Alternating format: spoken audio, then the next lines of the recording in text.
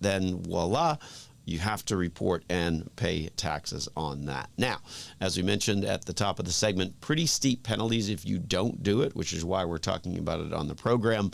Make sure you don't get lost in the holidays and forget your required minimum distribution, because that is pretty significant in terms of now that 25% penalty plus taxes as well. Now, the reality is that we see a lot of concern or a lot of fear about the required minimum distribution and its impact. Let me get this on the table right now.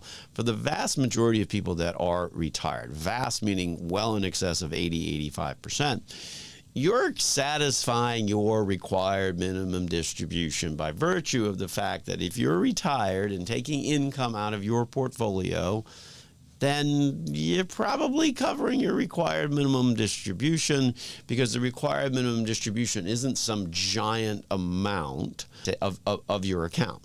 It typically works out in terms of the math to be about 3.65%. That's kind of like the percentage that it starts out. So if you're following kind of the general rule of, oh, I'm taking out 4% from my accounts or 5% from my retirement accounts, and that's generating the monthly income that I need in retirement, well, then congratulations. You don't have anything to worry about. You're taking out enough to cover it. Far too often we see these conversations that are really intended to generate a lot of fear that you're somehow missing something or not doing enough. The reality is that for most people, you will find that they are satisfying their required minimum distribution just by virtue of being retired and taking money out of their investments at the end of the day.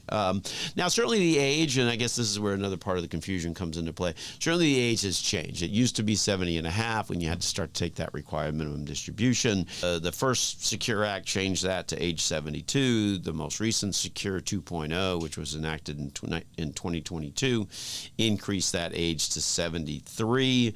And in fact, if you were born 1960 or later, your required minimum distribution age is in fact 75. So definitely have had some change in the years. The calculation pretty straightforward. You take the balance at the beginning of the year, divide it by your life expectancy factor that the IRS gives you in the tables, and poof, you've got your required minimum distribution. Now, the reality is that there is tax liability. So this is what we wanted to spend kind of some time on talking through with you all on the program. So